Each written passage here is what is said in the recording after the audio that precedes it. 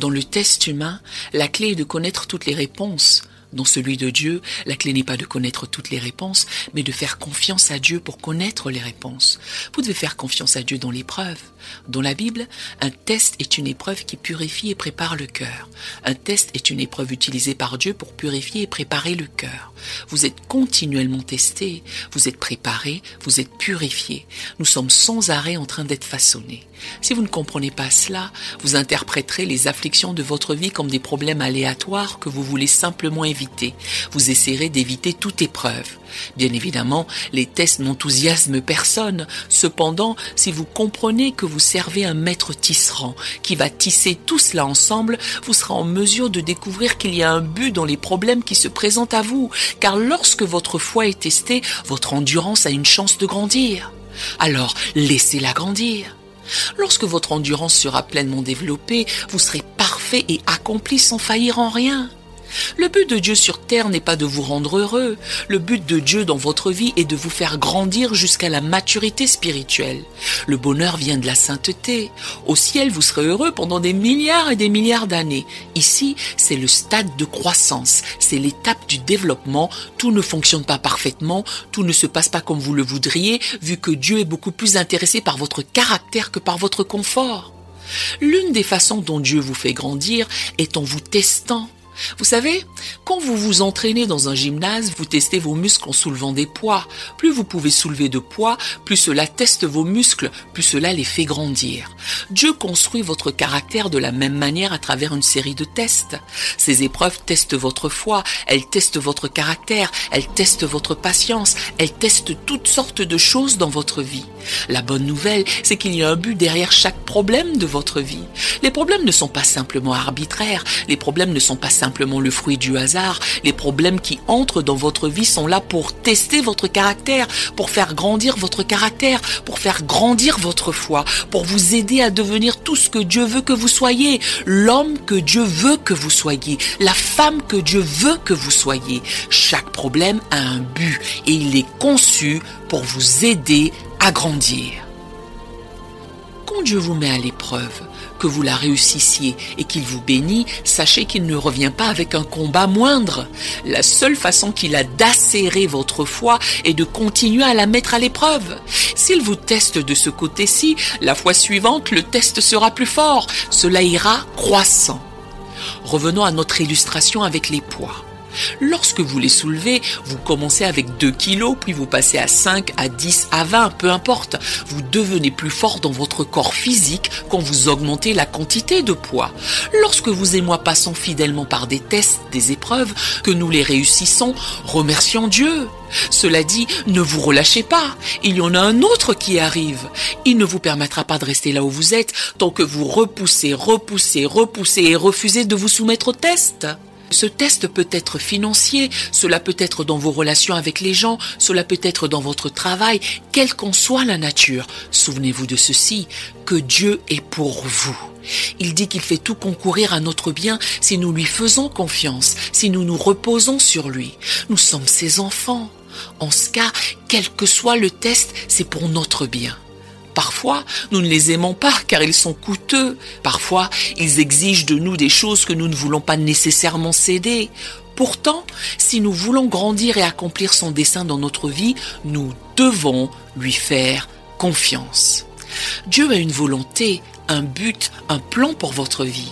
La raison pour laquelle il veut faire grandir votre foi est qu'il sait que plus votre degré de confiance en lui est grand, plus il pourra agir à travers vous, en vous et pour vous, ainsi que pour le royaume. C'est pourquoi il est si important que vous et moi apprenions à lui faire confiance et à marcher dans l'obéissance devant lui. Faites confiance à Dieu pendant ces temps de test. Dieu ne vous a pas oublié. Dieu ne vous a pas oublié. N'interprétez pas cette période de test comme l'absence de Dieu, bien au contraire. Le mot test dans l'Ancien Testament vient d'un mot hébreu qui signifie regarder avec attention, choisir. Par conséquent, vous êtes testé pour la raison que Dieu vous regarde. Il choisit de vous préparer pour quelque chose dans le futur. Quelquefois, lors du test, le professeur est silencieux, vous n'entendez rien, vous ne voyez rien s'améliorer. Toutefois, sachez que dans les moments sombres, Dieu vous a dans le creux de sa main. Il sait que c'est difficile, il sait que vous vous sentez accablé, il sait que vous pensez ne pas pouvoir continuer. Ne vous inquiétez pas, le secours est en route. Le soir arrivent les pleurs et le matin l'allégresse. Restez debout au jour le jour. Ne vous inquiétez pas du lendemain, vous n'avez pas de grâce pour demain. Tenez-vous debout aujourd'hui. Quand vous parviendrez à demain, vous aurez la grâce pour ce jour. Dieu est pleinement engagé. Il voit les besoins de demain et en conséquence prépare le test d'aujourd'hui. Comment êtes-vous testé? Comment êtes-vous mis à l'épreuve? Êtes-vous testé émotionnellement? Êtes-vous testé physiquement? Votre patience est-elle mise à l'épreuve? Peut-être qu'une bonne question à poser à votre Père Céleste est « À quoi sert cette épreuve ?» ou « Comment suis-je mis à l'épreuve ?» Peut-être que vous pouvez même dire « Merci Seigneur ». Regardez comme un sujet de joie complète, nous dit la parole, les diverses épreuves auxquelles vous pouvez être exposés. Dites « Merci Seigneur de me considérer digne de cette épreuve ». Foncez dans l'épreuve d'aujourd'hui. Faites confiance à Dieu dans la saison d'épreuve et faites-lui confiance pour le timing. Vous êtes peut-être dans ce test en ce moment même, le test du « quand ». Et vous attendez une réponse qui ne semble pas venir. Quand ? Quand, Seigneur, vas-tu t'occuper de ce problème? Quand vas-tu t'occuper de cette relation? Quand vas-tu t'occuper de mes finances? Quand vas-tu t'occuper de ma santé? Quand vas-tu t'occuper de mon avenir? Quand? Seigneur, quand? La foi, c'est attendre le timing de Dieu, sans savoir quand. Certains ont attendu longtemps que leur prière soit exaucée, d'être enceinte, de se marier, que leur patron soit renvoyé. Soyez juste patients. Faites confiance à Dieu pour le timing. Dieu est toujours à l'œuvre. Il est toujours à l'œuvre pour le bien de tous ceux qu'il aime. Notre appel est simplement d'attendre pendant que Dieu travaille.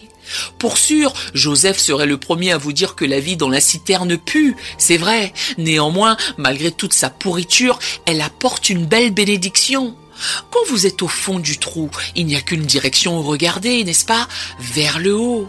Continuez à regarder vers le haut. Le même Dieu qui a secouru Joseph est le même Dieu qui vous secourra. Cela peut prendre plus de temps que vous ne le pensiez. Vous étiez déterminé au début, vous avez tenu bon. À présent, cela s'éternise. Vous êtes fatigué, des pensées vous disent que ça ne marchera jamais, que vous ne guérirez jamais, que vous ne verrez jamais votre famille se rétablir. Ne croyez pas ces mensonges, cette épreuve n'est pas permanente. Dieu a prévu la fin de la difficulté. Vous devez trouver un second souffle. Dieu ne vous a pas amené jusqu'ici pour vous abandonner. Ce qu'il a commencé, il va le finir. Puisez au fond de vous-même. Continuez à réussir le test. Continuez à remercier Dieu pour le secours qui est en route. Continuez à déclarer ce qu'il vous a promis. Continuez à croire même si vous ne voyez aucun signe. Restez dans cette attitude de foi. La foi, c'est attendre le moment choisi par Dieu, sans savoir quand. La foi, c'est attendre un miracle, sans savoir comment. La foi, c'est avoir confiance au dessein de Dieu, sans savoir pourquoi. La foi, c'est continuer à persister, sans savoir combien de temps. C'est un test. Nous aimerions vous donner l'opportunité de faire de Jésus le Seigneur de votre vie. Voulez-vous bien prier avec moi? Dites Seigneur Jésus, je me repens de mes péchés. Viens dans mon cœur. Je fais de toi mon Seigneur et Sauveur. Par cette simple prière, nous croyons que vous êtes né de nouveau. Allez dans une bonne église qui est basée sur la Bible. Donnez à Dieu la première place. Nous espérons de tout cœur que ce message vous encouragera. Si vous connaissez quelqu'un qui peut être encouragé, s'il vous plaît, envoyez-le lui. Édifions le corps de Christ ensemble. Nous publions un message chaque lundi. Appuyez sur la cloche des notifications pour vous le rappeler. Merci infiniment de nous soutenir en vous abonnant à notre chaîne. Que Dieu vous bénisse abondamment.